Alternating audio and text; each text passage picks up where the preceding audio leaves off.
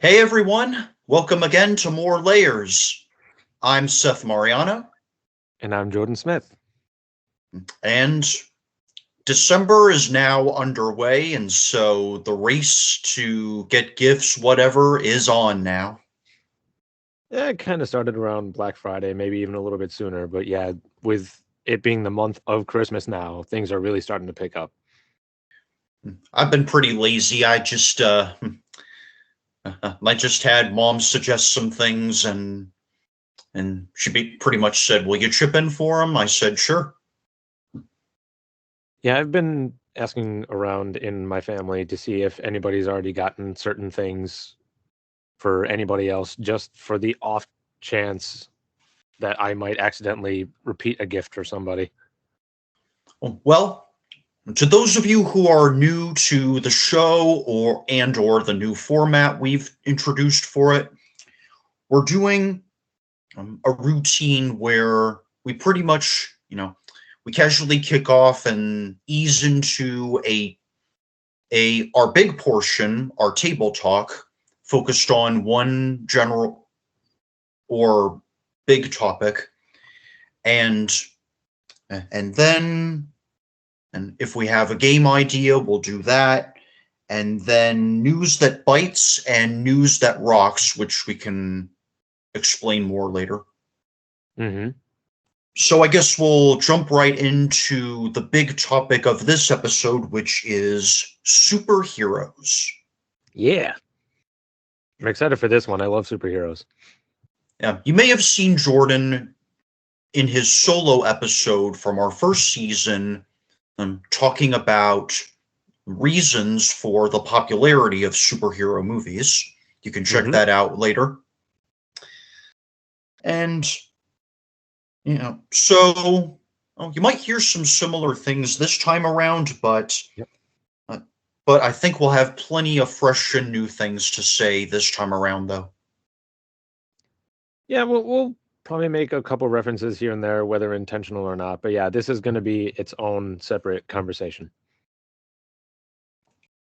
Yeah. And so we have a few questions to sort of guide this main discussion, Yep. and which have been written prior. And the first one is, what are things that make a good superhero story? And I kind of had a small paragraph to answer this kind of question. Do you want me to just read it off? Go ahead.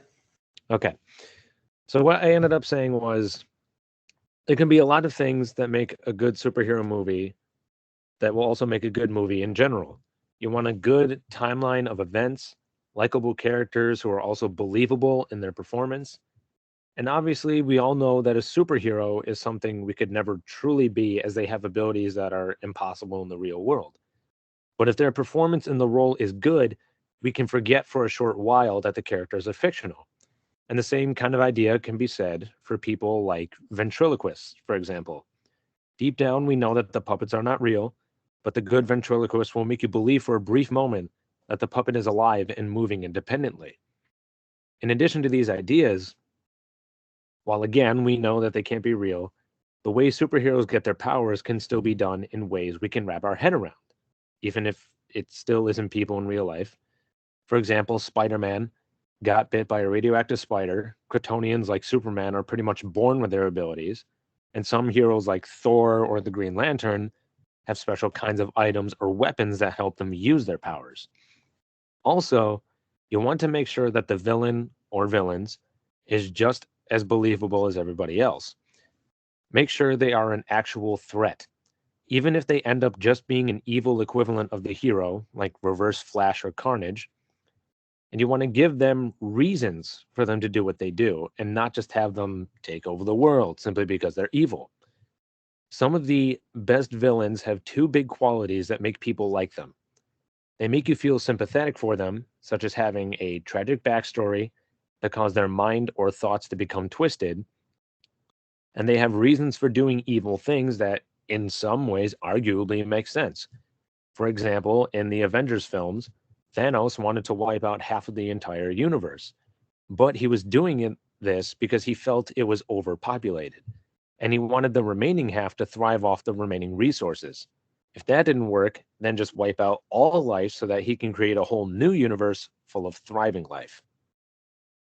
Okay. So yeah, there's a lot to unpack there, but I feel like a lot of those things go into a good superhero movie or story in general. Yeah.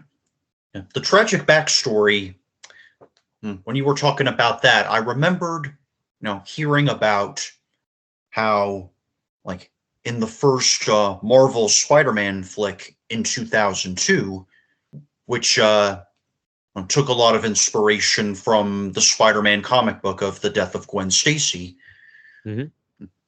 Hearing about there's the key storyline in that book where Gwen was killed and Spider-Man and got all fired up with anger and wanted to kill the Green Goblin for it. Yeah, the movies don't follow the comics exactly usually, but they usually at least take a lot of elements from them. Like in that same Spider-Man film, when Green Goblin makes that drop with one side being a whole tram car full of kids, one full of kids, and then the other was Mary Jane. In the comics, it was actually Gwen Stacy who he dropped. And then Gwen only appeared briefly in the third Sam Raimi Spider-Man film. So yeah, some things were flipped around a little bit, but it still made a good story. I had an answer that was somewhat similar. I said relatable characters, likable characters, plots that are easy enough to follow, useful powers, villains with powers that pose concerning threats. So maybe I'll try and unpack all that. Sure, go ahead. Yeah. And so relatable characters, people whose like stories or situations you can understand and feel empathy for. Like, say, for instance, like the character of Spider-Man, who's sort of looked down upon, I guess, in school, seen as kind of a nerd, and then and he's hopelessly in love with someone, you could probably say, and then probably not feeling too good about himself, and then he gets these powers that can give him an edge in some area or another. Okay, sure. Yeah. Likable characters, in a way I think that can help make them more interesting. It can help us want to root for them to succeed. Yeah, generally when you have protagonists, you want to make sure they're likable too, because then if you don't like them, then you really don't care what happens to them, and as a result, you're not nearly as invested in the story. And this is probably a biased standard for me. Plots that are easy enough to follow. Yeah. Maybe it's just the way my brain works. I don't.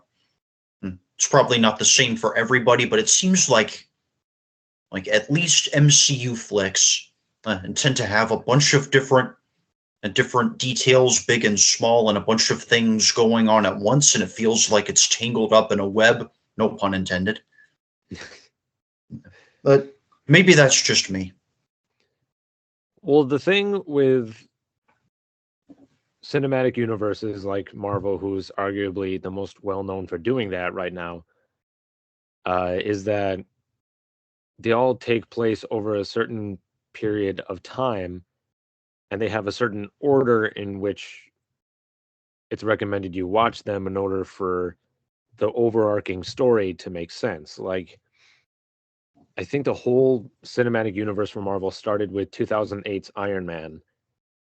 And then, of course, there were 2 more Iron Man films. There's been 3 Captain America films, so on and so forth. And now they got some streaming shows going on right now. Obviously, you want to watch the earlier stuff first because that sets up a lot of what's going on later.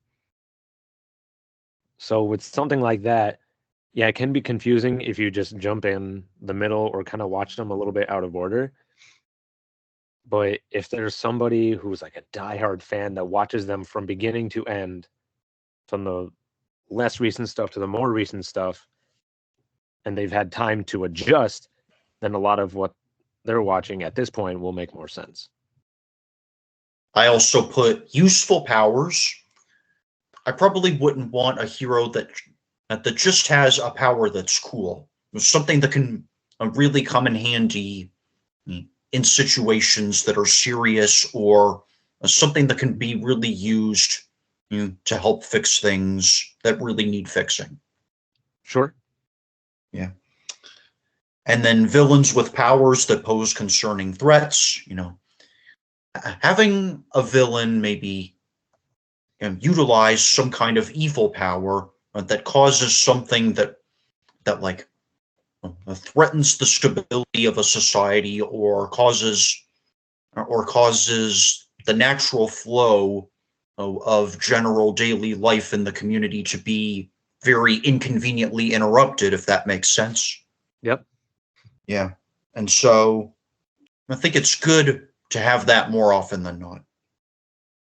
Yeah, and usually in cases like that, the abilities that the villain has usually end up either being like pretty much the evil version of the hero, or they will have abilities that happen to like cancel out the abilities of the hero. Like they'll be the hero's weakness, as it were.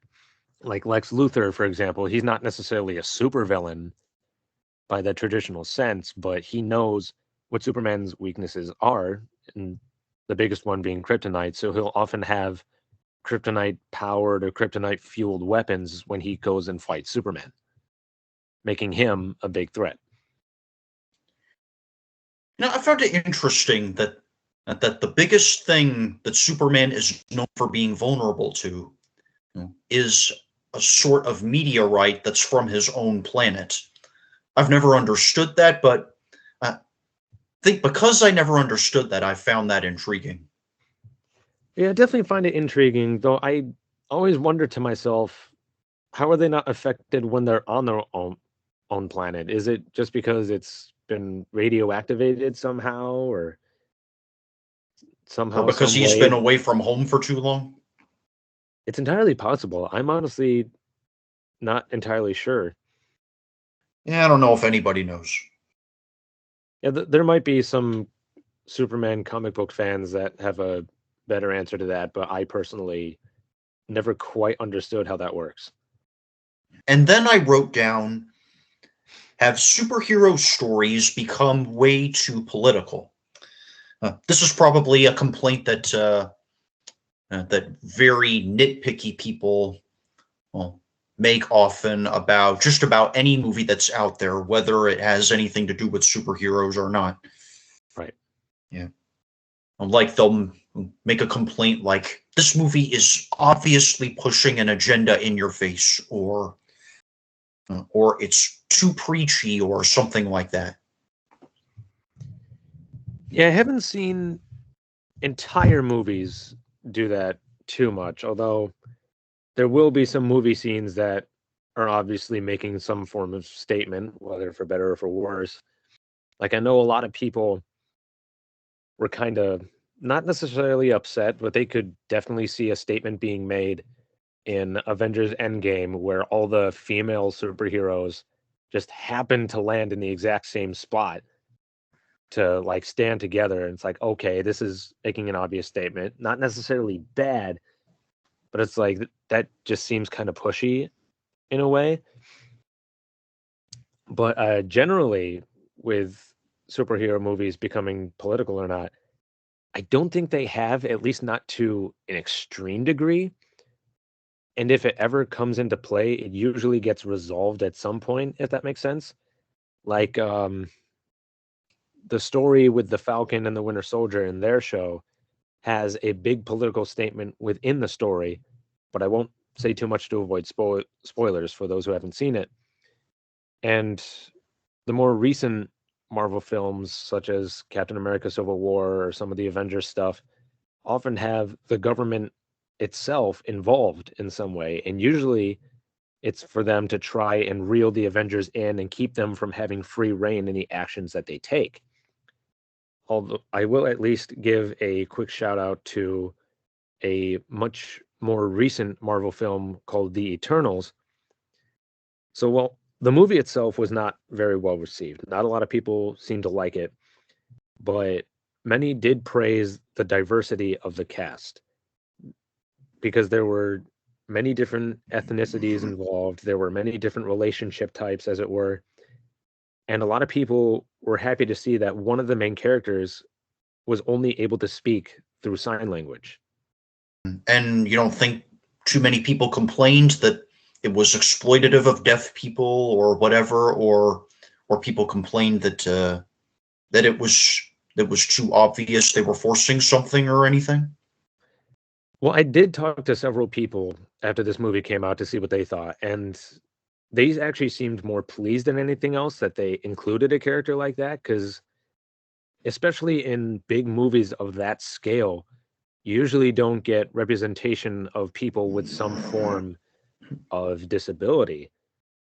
So, considering one of the main characters in a Marvel Cinematic Universe film, no less, was able to do that, seems to be received in a more positive light than anything else. So I think they were more happy about the representation as opposed to any sort of exploitation. I guess when I think of, you know, of the sort of, you know, extremely opinionated statements out there in the culture in general, like power to the girls, power to the blacks, and there are people in those categories that seem to be really aggressively pushing it. And then Marvel's come out with some movies like Captain Marvel and Black Panther, and the latter of which has pretty much been described as a sort of a power statement or something for the African American community. Mm-hmm. And so, I guess it kind of makes me wonder: are they really trying hard to push politics of girl power and black power through film really hard? Is that what they're going for, or I don't know?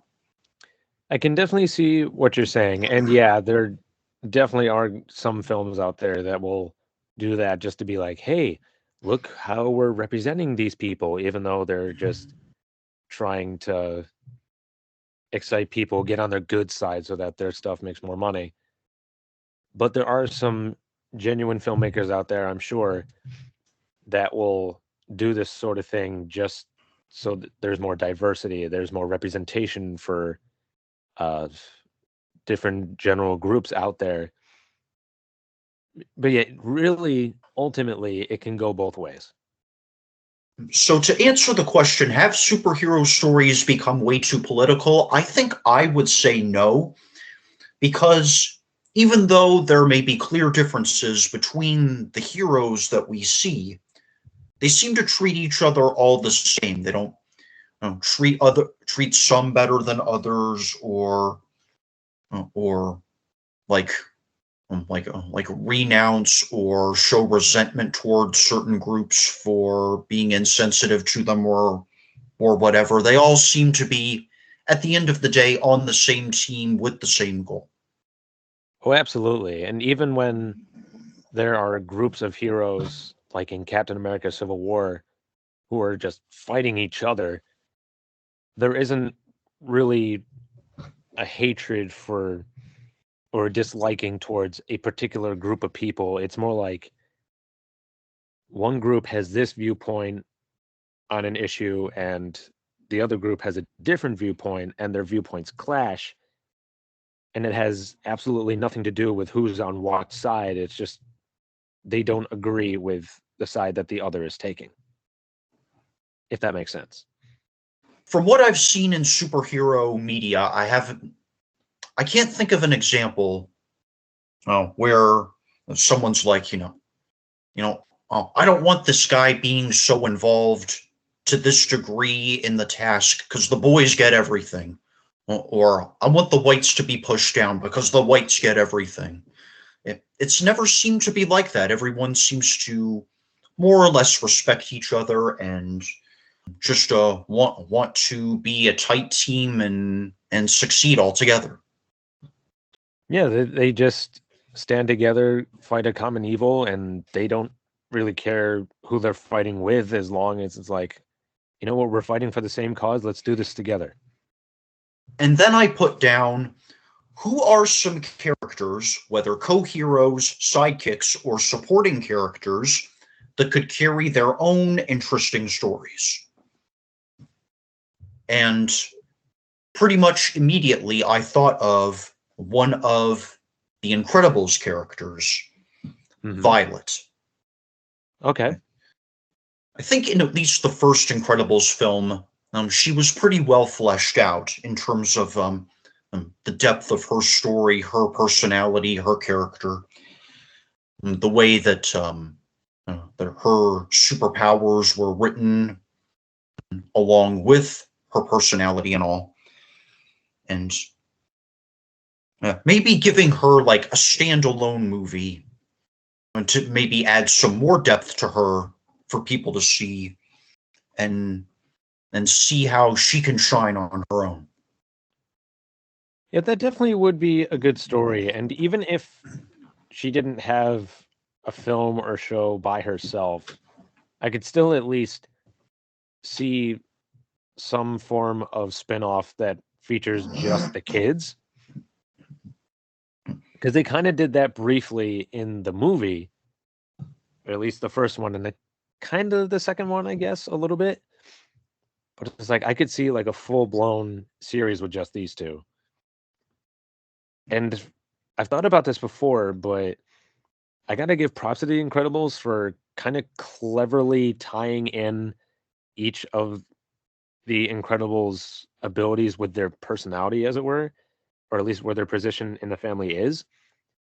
Like Mr. Incredible, he needs a lot of strength to deal with the everyday life that he's dealing with, so he's got super strength. Mrs. Incredible, she's very stretchy because she's got to like stretch her limits, or she's got to be everywhere at once, so she's got to reach far places from where she is just to get everything done. Violet is the shy teenager, so of course she disappears, she turns invisible. And Dash is the energetic kid, so he's going to be running around really fast.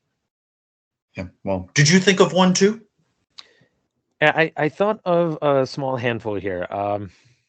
One of them we kind of touched upon earlier was Gwen Stacy. And whether through the comics or the Into the Spider-Verse movie, many people know about a storyline where Gwen becomes her own iteration of Spider-Man, often referred to as Spider-Gwen. And I personally would love to see her in a solo movie of her own and see what they do with it. Sounds kind of like a modern Bionic Woman thing. You know? Yeah, in a way, yeah. And then I wrote down Valkyrie, who was a character in Thor Ragnarok. I honestly enjoyed her overall performance in Thor Ragnarok and Avengers Endgame. And it was enough to the point where I could definitely see her kind of telling her own story. We got a brief backstory of her people and how she got to where she was, but it only lasted a few seconds. So it's like I'd love to see a full story kind of explaining how she got to where she is. And then the last one I wrote down was Rocket and Groot. These two originated from the Guardians of the Galaxy films and stories. It's like these two are so tightly bound together that it's like I want to know how these two met. I want to see a story of how these two first got to know each other. All right. So and then this next one is something that was a last minute idea actually. And this was something, my dad and I were talking about me working on this next episode, and he gave me this idea, this question. Yep.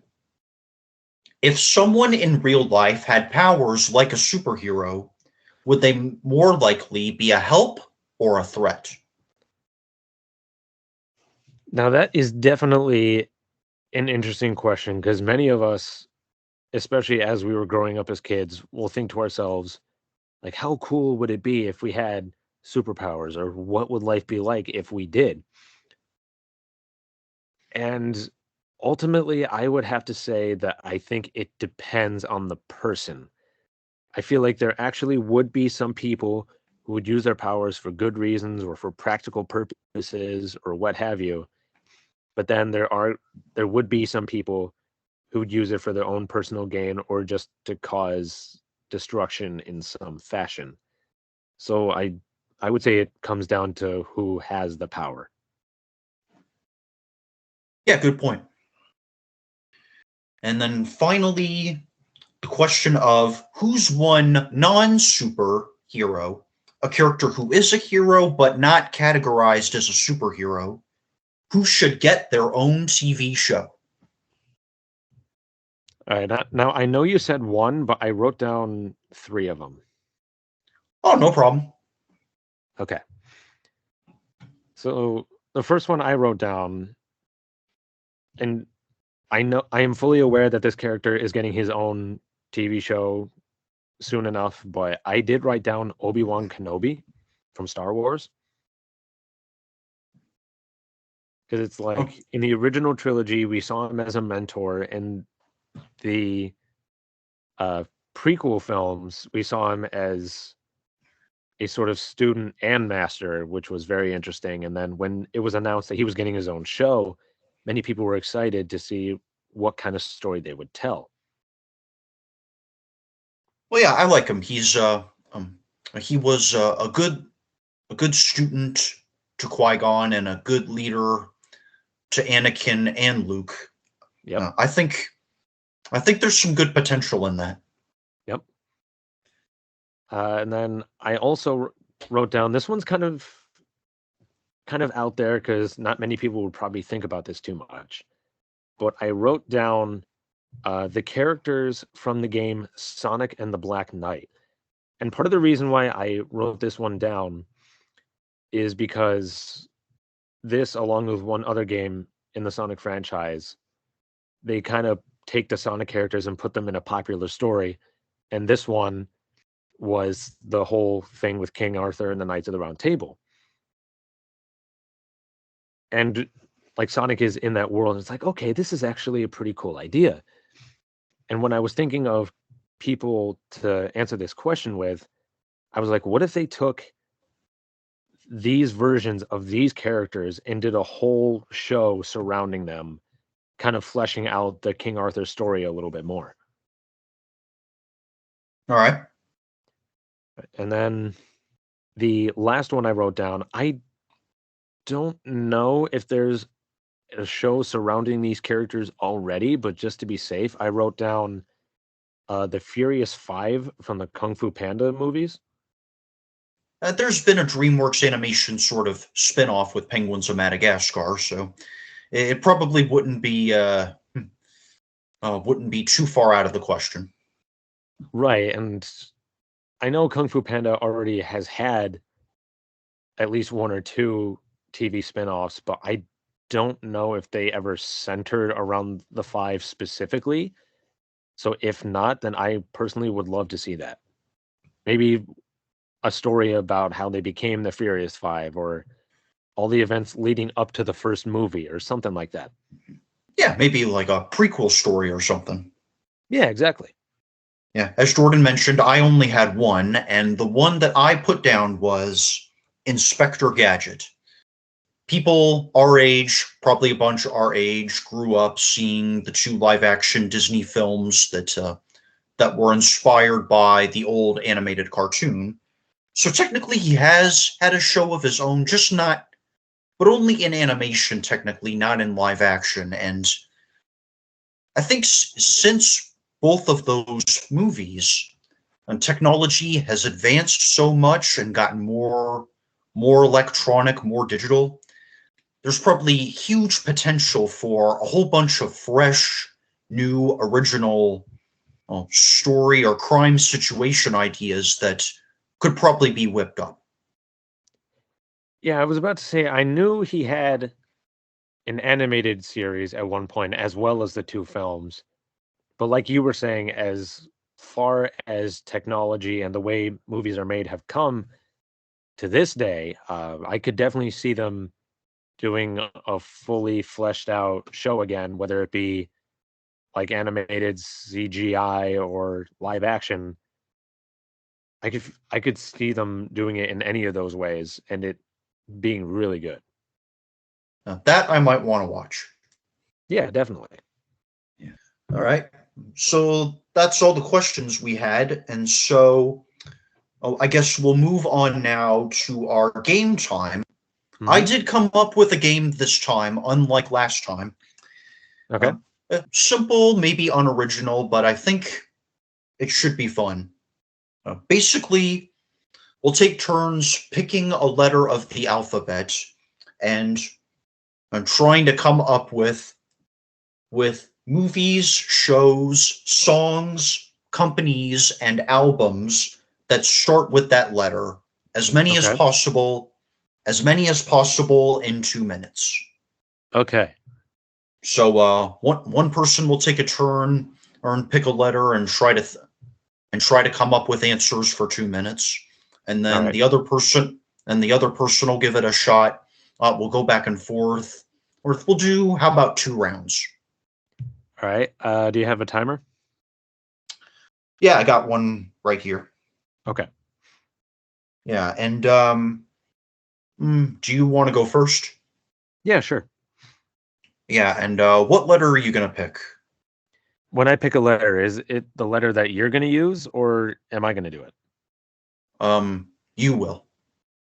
Okay. Let's see. What letter am I going to go with? I will do I will do L. Okay, go ahead. Okay, movies, shows, songs, companies, albums that start with L.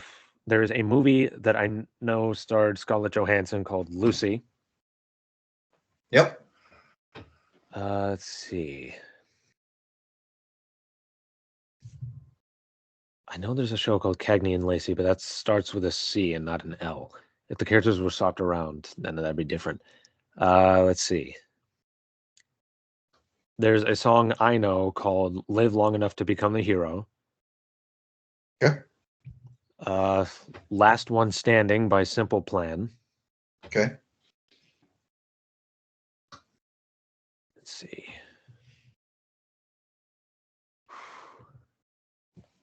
Thought this would be a little bit easier.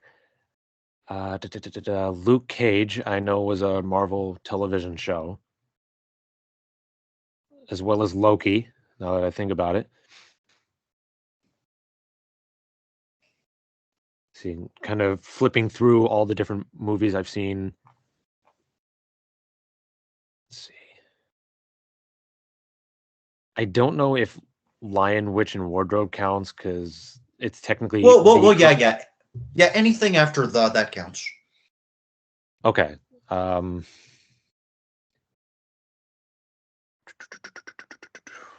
I have like a couple racks of films behind me, but I feel like looking at those would be cheating.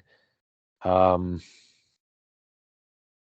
see, are there any Disney movies or songs that start with L? Yeah, after the is okay. Okay.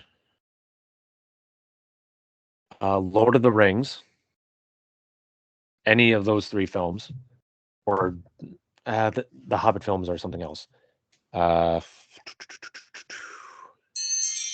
Oh, that's it. oh, wow, Yeah. that was a quick 2 minutes. Yeah. Okay. I'm gonna go with M. Okay. Okay. Mm, 3, 2, 1, go. all right. Hmm. Mrs. Robinson, Simon and Garfunkel song. Okay. Okay. Um, My Favorite Martian, which was a show and a film. All right, I'll Um, count that as 2. well, okay. Um, Mr. Rogers' Neighborhood. Yeah. Yep. Okay. Mr. Ed. Yep.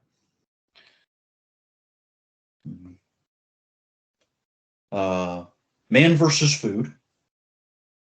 All right. All right. My Big Fat Greek Wedding. All right. There's 2 films there, so I'll count that as 2. All right. Mamma Mia. Okay, 2 films there as well, as well as a Broadway show, but I'll give you 2.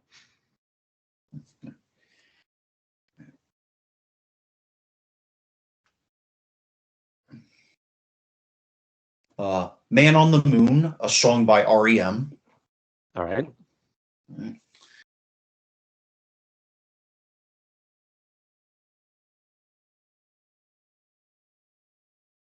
Men in Black. All right. Now, There's how many 3 were films there. There were 4 because if you count Men in Black International. Okay. Okay. My Girl, Temptations. All right. My Funny Valentine.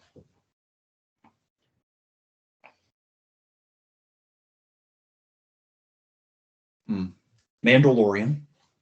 All right. And that is time. Okay. So if you count all the sequels and such, that was around 17. No, 18. All right. Around 17, 18. Yeah. I'll give you that. Yeah. Okay. All right. What's your last letter? Let's see. It's got to be a good one. I don't want to say T because then anything that starts with the would count, and that's way too easy. I wouldn't count the. Okay, then yeah, that's something else entirely.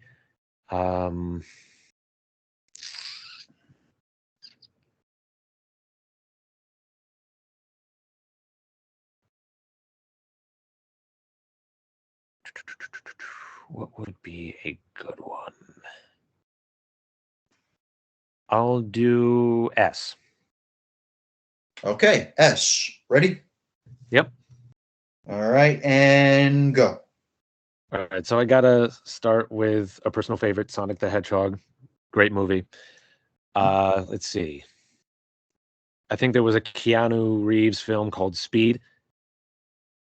Yep. All right, shows, songs. Oh man, I thought this would be easier. Shows, songs, movies, companies, albums. Well, there's 2 films that start with an S. I won't say the first word because it's one that I'm slightly uncomfortable with saying, but it's Blank and the City. You know what I'm talking about? Yeah, I know. Okay. All right. Superman, all those films.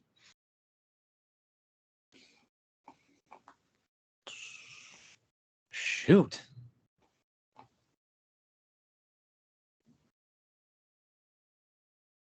See, when I actually go to do these things and I'm put on the spot, it's like, oh man, I really gotta think now.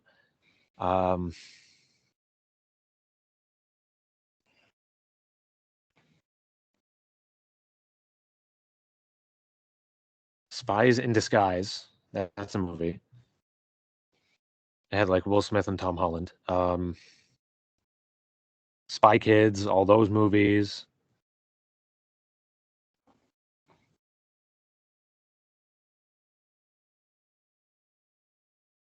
Seven Rings in Hand. That's a song that I know of.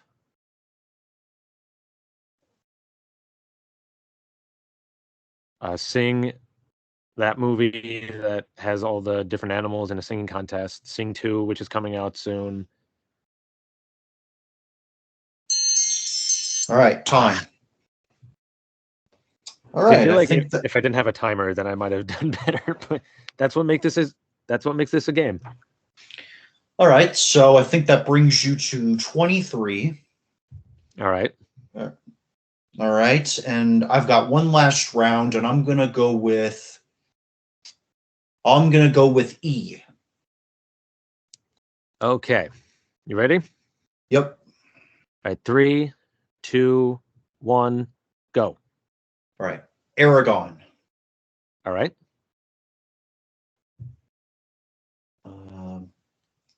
Okay.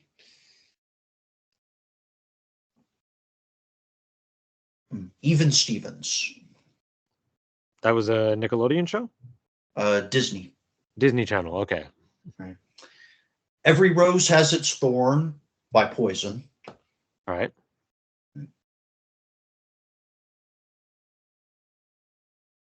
Evermore, song from the live action Beauty and the Beast. Yep. Very good song. Okay. Every Heartbeat by Amy Grant. All right.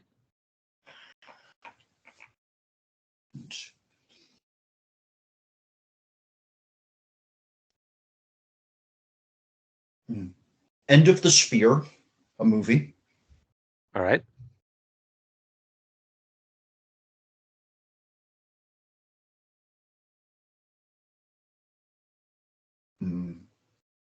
E-Trade. Okay, that is a company. Yep. Yeah.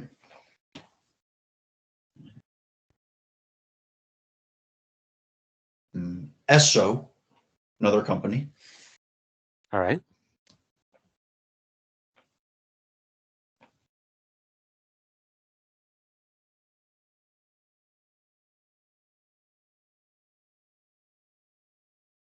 Epson company. Yep.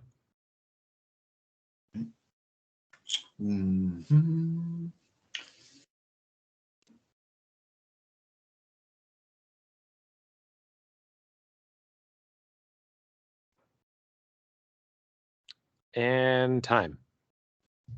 All right. So I counted 9 on that one. Yep. There we go. 27 there.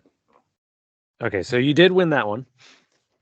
All right. So now we'll go into our news that bites and news that rocks. And these are both things that could be in the news or something personal or something we know about personally or something we've read or heard or seen about. Yep. And news that bites, something either negative in our minds or on the flip side, news that rocks, which is more positive. And we could have one, we could have the other, we could have both. And I have both today, but do you want to start? Yeah, and I do have both also. For news that bites, I was originally going to talk about how a new variant of the ever so well-known virus going around has been discovered, but I figure people don't want to hear too much about that any more than they already have to. So Sure. what I went with is something that happened on the way home from work last night, because I was on a not too very well lit road, and I look ahead of me, and coming the other direction is somebody else driving, and they are way more than halfway over their lane. Not, I don't even know if they realized that they were heading right for me. So, at the last second, they did swerve back onto their side of the road, just missing me. And it appeared to me that they had their phone in their hands. Look out, people. Be careful. And stay off your phones while driving. I found something in the headlines the other day. This is my news that bites. And it comes from the website of the BBC. And apparently, the government in Greece is trying to pass a law requiring people there over 60 years old to get COVID vaccinated. And if this law were to be passed, then effective the middle of January, anyone who fails to do so within a specific time frame, I guess, will be fined €100. which would be the equivalent of $113.16 in the United States. And I'm going to assume that they can repeatedly do this over the course of time if they still don't get it. I don't think they said whether it was a one-time penalty or multiple. But I think just having a fine in place would be bad enough, because what if someone's allergic to vaccine ingredients? Yep. And of course, there are some people that are just against them in general. And there are going to be a lot of people who are upset one way or another. And I feel like a few of them will make the statement that it's no longer a choice as opposed to an ultimatum. And the US is kind of facing a similar issue right now, because some places in government are trying to have a mandate put in place for the vaccine. And I know there's a lot of people who do not like that. So considering that not only would it be mandatory, but would be penalized if it wasn't followed, definitely seems to be pushing it a little bit. Yeah, it seems insensitive. It bites for me. Yeah, I can definitely see why. Yeah, and what's your thing that rocks today? What I wrote down is something I'm personally very excited for, that being that next week, starting on either Thursday or Friday, I will be heading down to Universal in Orlando, Florida. Well, I think it should be a good trip. I personally have never been to the Universal Park. I don't know if you have before. I went there once, but I was really young. I believe I was around 6-ish when I went there. So even if I had been there once before, I don't remember a whole lot, and I'm sure there are many things that have changed since then. So we'll see. I think it should be fun. Yeah.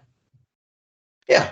And my news that rocks is, I saw an ad for this one day and I thought it looked interesting.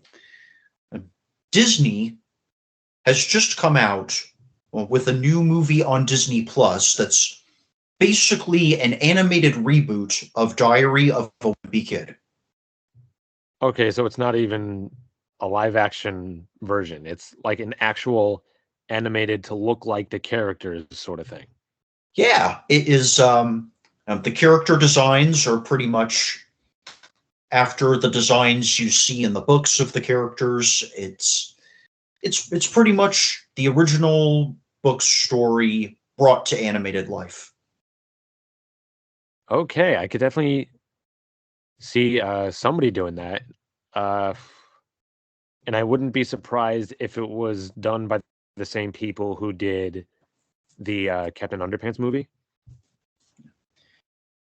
I do know that that the author of the books, Jeff Kinney, wrote the script and produced it.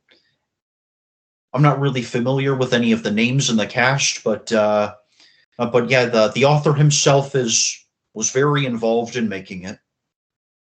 Yeah, that's usually a good sign when the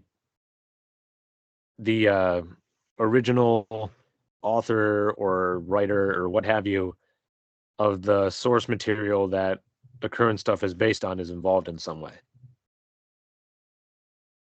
Yeah, I think so. Yeah, well, I think that's going to do it.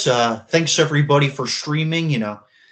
Keep your questions, your comments, whatever ideas, keep them coming, and watch us on YouTube, Facebook, stream us on Anchor, Spotify, Google Podcasts, and enjoy.